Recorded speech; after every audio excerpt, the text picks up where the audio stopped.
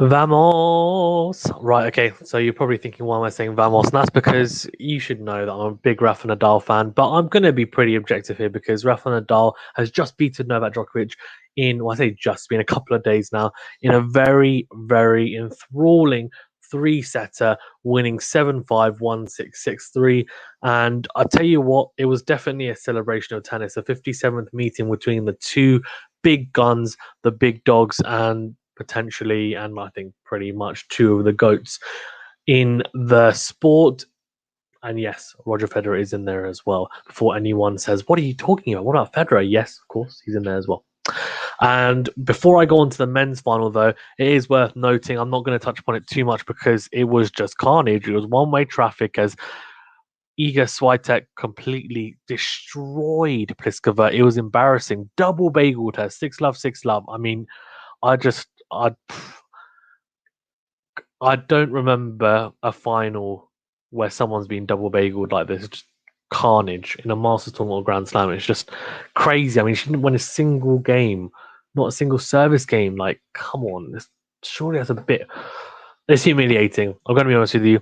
As someone who just plays local club stuff, I mean, if I got beaten 6-love, 6-love, I would be fuming. So, she. I mean, she looked disappointed, but she just was very flat, to be honest, with Pliskova. And it's funny because a lot of the pundits actually picked her to win, which is quite funny now, given this. Well, in hindsight, isn't it? Hindsight's a beautiful thing. Right, let's go into then I guess, the more enthralling final. We had a very one-sided one in the women's, as I just said, but the complete opposite, really, in the men's. It was very topsy-turvy, very nip and tuck for the most part, some extremely high-level tennis at times from the two players in Djokovic and Nadal. And Nadal obviously edging it, winning his 10th Rome Masters title and La Decima, as they like to say. And he now goes into the French Open, I think, probably a bit happier than he was before this tournament. I want to quickly say as well, before we get into the nitty gritty of the final, please do remember to smash the like button and subscribe button. And of course, click the notification bell to make sure you get alerted to all the new videos. We are on our road to 1K subscribers, so any help towards that is greatly appreciated. Thank you very much. And I really appreciate the support so far. Okay. So going into the match, so what I'm going to do first is I'm going to give a quick breakdown as to what I'm going to do. I'm going to very briefly go over the match, kind of touch upon it, I guess, a little bit set by set. And then I also want to talk about the overall patterns of play, where it was maybe won and lost in terms of, I think, not just tactics, but also using stats to back it up. And on top of that, I want to talk about some of the maybe pitfalls that both players had, Djokovic and Nadal, and look at maybe where they can improve going forward into the French Open, but also what things they did well, not just against each other, but what they could continue to do coming into the French Open as well. Obviously, we've got some tournaments next week as well, or this week, before the end. Sorry, before the start of the French Open, but they're 250s, and I know Djokovic will be playing in one. I don't know if Nadal is. But this really was I would say, the biggest tournament and the best tournament to really prep before the French Open. And both peaked, I would say, I think both probably played the best they've played on clay, all clay court swing. So it's no surprise that we've had both these players, I think, the last 15 years. At least one of them has been in the final, and that shows how imperious both have been in the clay court swings. You might think, oh, Djokovic isn't that imperious, but in the Masters tournaments, he has been pretty good and has beaten Nadal at times as well. So, yes, at the French, it's a different story, and we'll touch upon that because, the last meeting between these two was at the French Open when Nadal bageled him in one of the sets, but also went on to win in straight sets. But going into this, the head-to-head was 29-27. As I said, the 57th edition of what do they call it? They call it Rafa Noel, or I don't know, Djokovic or something like that. Who knows, man? Anyway, between Djokovic and Nadal, and Nadal will be happy because he's now brought it back to 29-28. He'll be happy for a winning record. Who knows?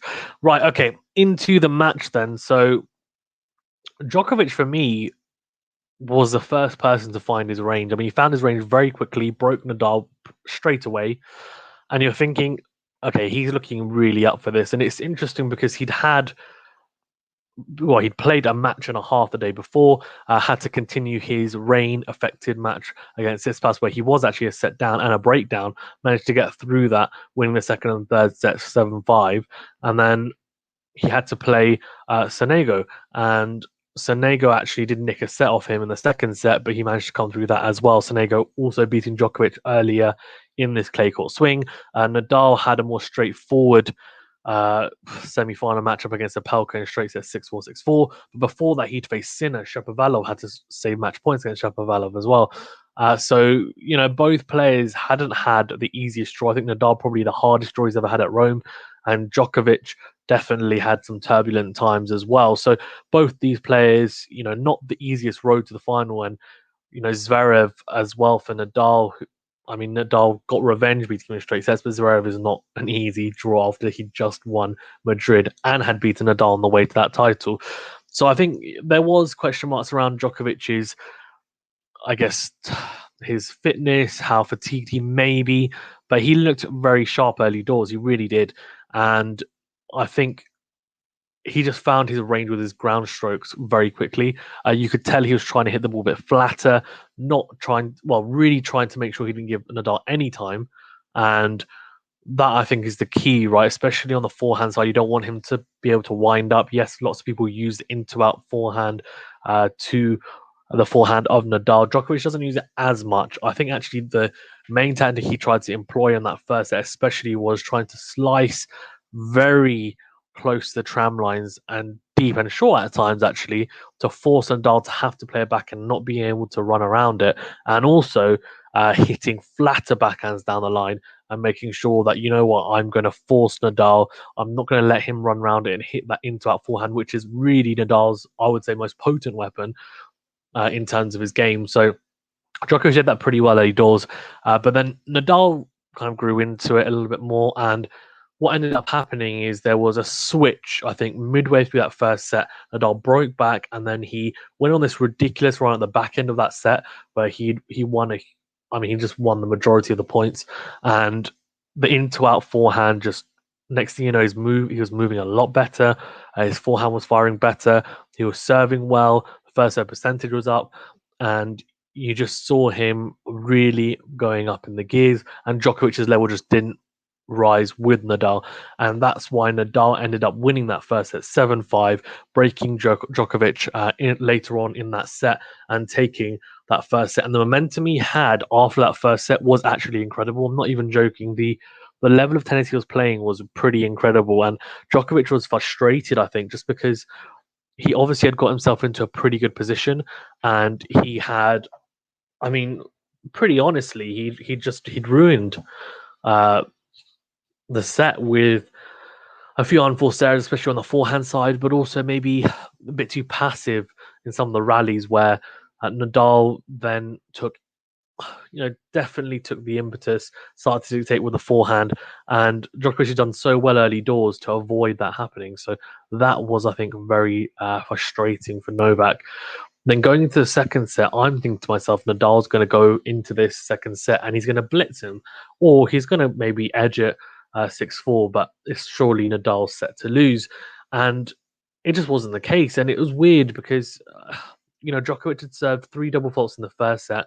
Then going into the second set as well, I'm thinking his serve's not right. He's getting a bit annoyed by the wind. He looked like he was really there to be taken. In the first 2 service games Djokovic had, Nadal, he had opportunities, but for some reason, the unforced errors started to leak in a little bit in that first part of that first set, especially on Djokovic's serve when he had opportunities to break. And the next thing you know, Nadal was broken, and he only ended up winning a single game in that set, which you might think is crazy to think about Nadal winning only a single game in a set on the clay, and it really was. It was absolutely, it was just crazy. It really was. I was just looking at it thinking to myself, Nadal has just dropped off here big time. Djokovic has raised his level. The returning was really impressive, I thought, by Djokovic. Nadal wasn't serving as well.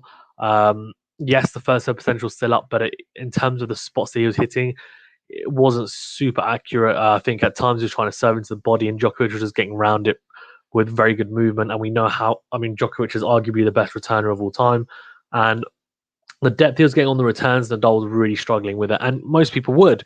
And it was a case of, you know what, he's putting a lot of pressure on my serve, and I'm struggling also to return well, and that's what Nadal was doing. Djokovic was serving slightly better as well. The double faults, he managed to kind of cut those out.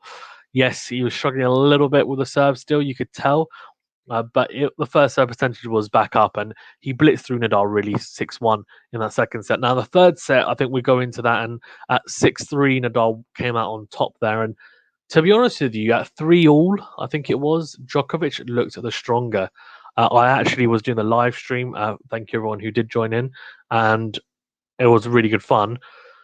But at that point, I remember saying, "Look, I think Djokovic has got momentum here," and his level didn't drop at that point.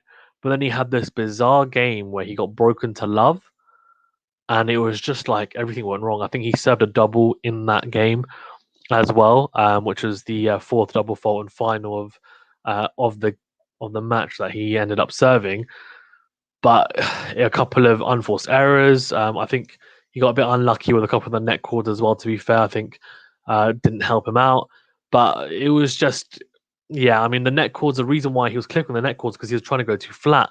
And I guess the coverage that Nadal gets on the clay is really crucial. Djokovic is trying to make sure that he gives Nadal as little time as possible, and that does involve having to hit the ball flatter at times.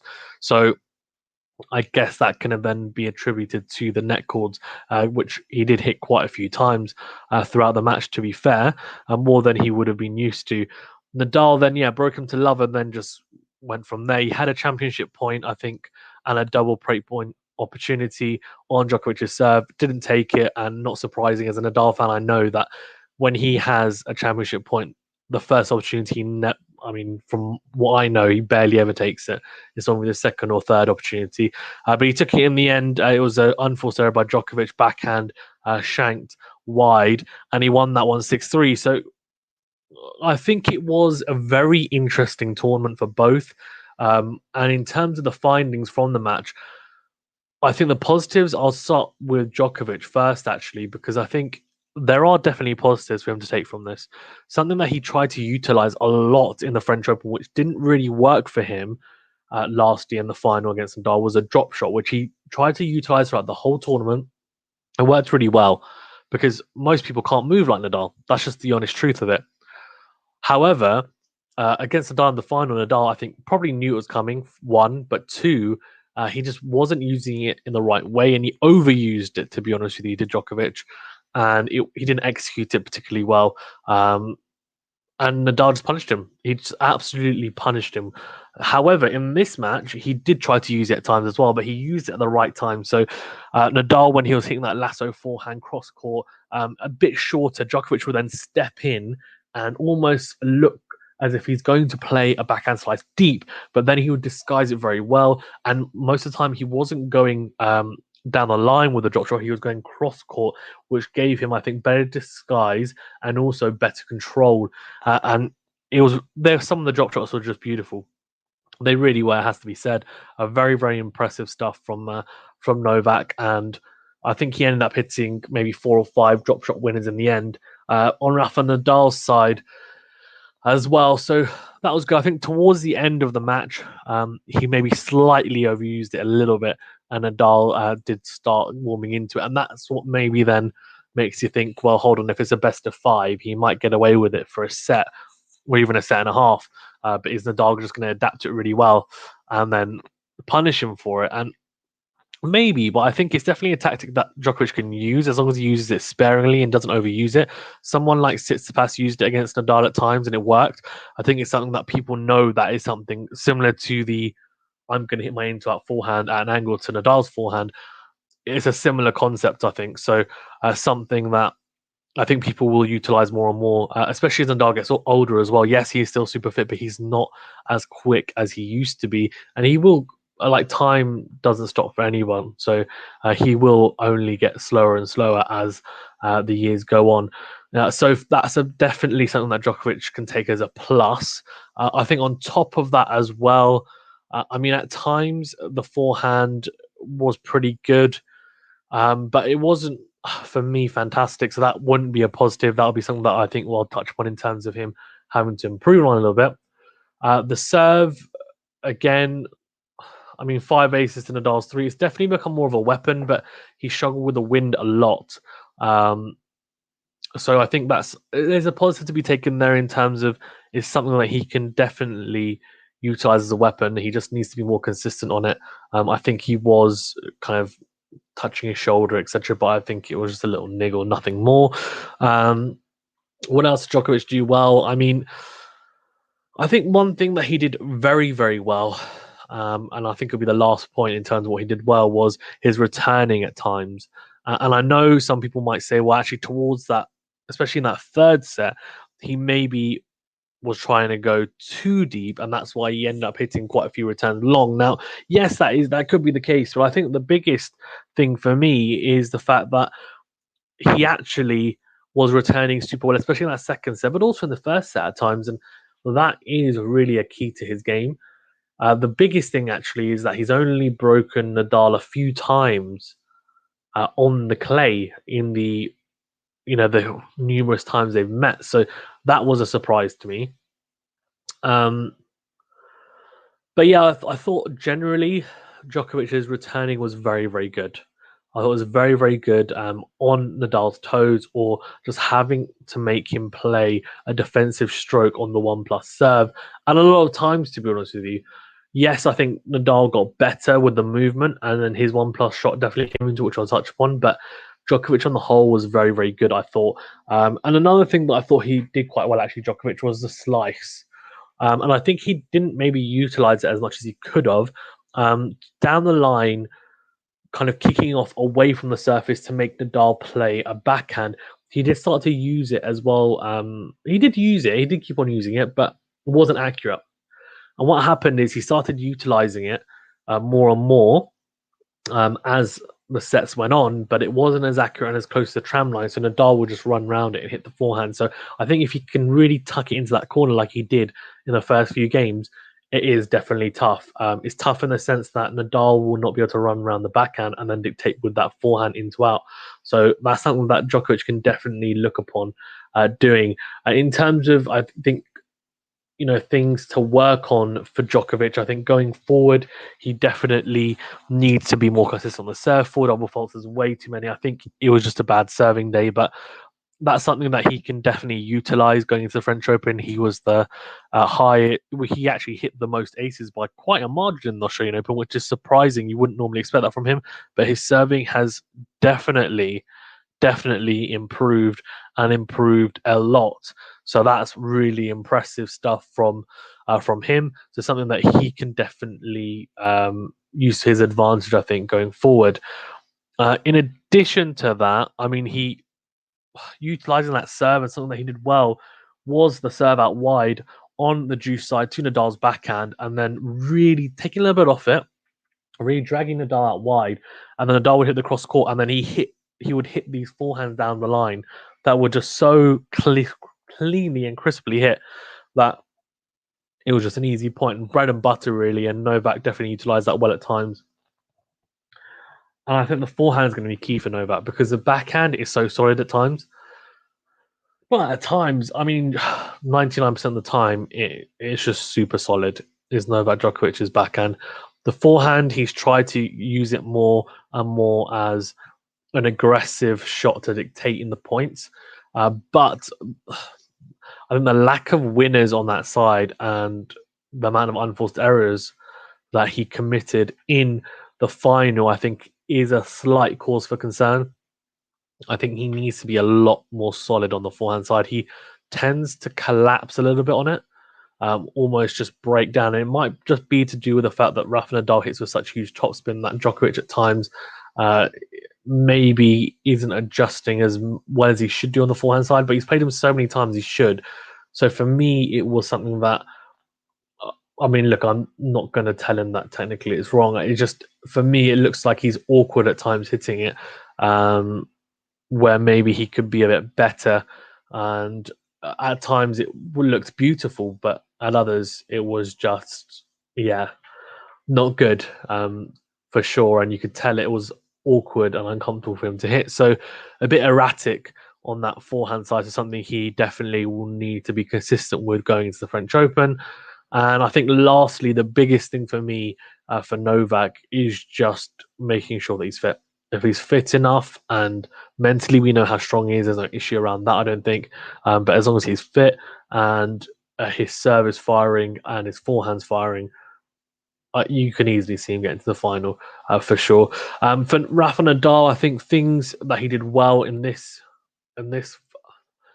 match. I mean, there's a lot of grit and determination, I think, from Rafa Nadal, and you see that a lot. But in terms of first serve percentage, I thought that was a very, very big standout. I mean, 75% compared to Djokovic's 66%. In terms of points won on first serve, 65% to Djokovic's 65%, so equal there. But it's what's surprising, I think, is actually the win on second serve. So he had less than Djokovic, as 48% to 54%. For Djokovic, and that's because on the second serve, Djokovic, as I mentioned, was stepping in a lot. So I think Nadal, that's something that maybe he can look to a little bit. Although what I would say is that on the big points, he did serve big on the big points. He did. He tried to, even on the second serve, he didn't hold back, and that was quite impressive for me. So really good stuff from him. In terms of his actual serving, overall, I thought it was consistent. I think at times he could have gone bigger, but look, only one double fault, three aces, and I said good first serve percentage in as well. Second serve, I think, yeah, as I said, he could probably be a bit more adventurous on that at times, and he was on the bigger points. But the biggest plus, I think, was the forehand, the in-to-out form. We know his backhand is solid for the most part, and I think that's something that he definitely needs, of course, to win the French for the 14th time, I think it is. And yeah, I mean, it was just so impressive. The in-to-out forehand, as soon as he got warmed up into it, it was just an incredible weapon. And we know how good it is. It's his trademark shot. And it was just great to see. It really was. The one thing actually that was a bit weird, and I forgot to mention about Djokovic, was something that I think both could work on. I don't know why they were doing this, but at times both would hit this lob backhand, which is fine, like as a defensive shot occasionally, but these guys are just crazy. As in, like, they're hitting these lob backhands. I'm thinking they've got time on the ball. Why are you hitting it? Hit a slice or something. Just don't hit that, because most of the time when they hit it, they hit the lob backhand, and Djokovic was either stepping in, hitting a drop shot, and then winning the point, or Nadal was just punishing him, Djokovic, by running around his backhand and saying, "I'm just going to hit the in-to-out forehand." So for both, it wasn't working. So that's something that I think both of them should not be doing, unless as a last resort, as a really defensive shot to play. That lob should not be coming into it, because they're not trying to lob the opponent. It was literally just a lob to, I guess, give them more time, but it made them sitting ducks. It really did. And Rafa Nadal, I think, on top of that, I think the volleying could have been slightly better, but it grew. He got a lot better kind of grew into it. Sorry, even as the match went on.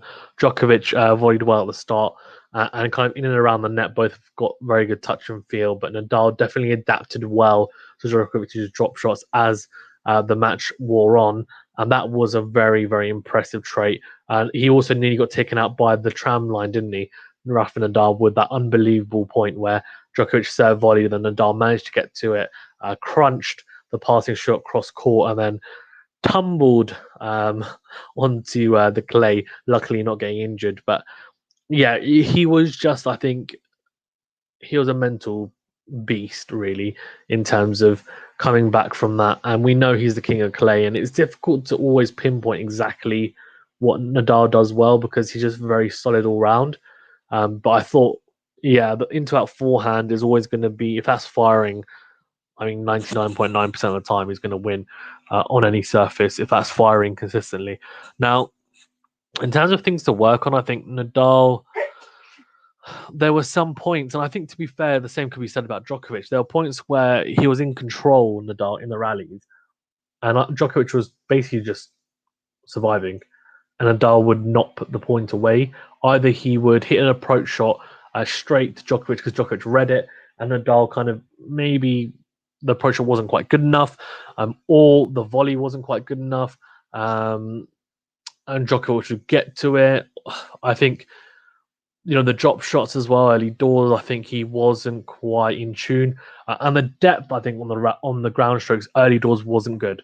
I know Nadal has this huge shot, so he can sometimes get away with it, but against Djokovic you can't. He just steps in. So Nadal needs to do that because against Tsitsipas, for example, as soon as he was hitting shorter, Tsitsipas stepped in on the backhand side especially and just hit through the backhand. He's taller than Djokovic. He doesn't mind taking on the rise, and that's a good contact point for him. So Nadal, if he wants to beat the likes of Djokovic, Tsitsipas, even Zverev as well, who's very tall, he needs to have very good depth on the ground strokes, and not just on the ground strokes, but very early on in the ground strokes. He needs to have good depth on the ground strokes, and I think it's something that he needs to be consistent with going into the French Open. I think it's something that he does fine with form, and I don't think he's been in the best of form, to be honest with you. But the fact that he got through this final is a big, big plus going into the French Open. I'm sure he will find. Normally, people say if you're playing your best tennis in the first week of a slam, most likely you won't win it.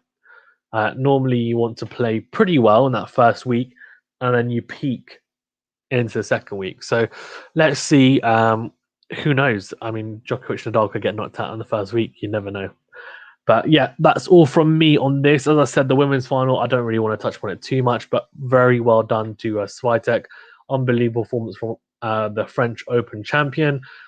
And she will go into that now as one of the favourites. For the men's, of course, we've got Nadal, Djokovic, Tsitsipas, Zverev, Team. I mean, they're all going to be in the mix. I will be doing a more in-depth review for this later on, so probably sometime next week with hopefully Stephen Broughton from The Slice. So that's really exciting, so keep an eye out for that. Thank you very much, guys, and I'll see you on the next video. Thank you very much.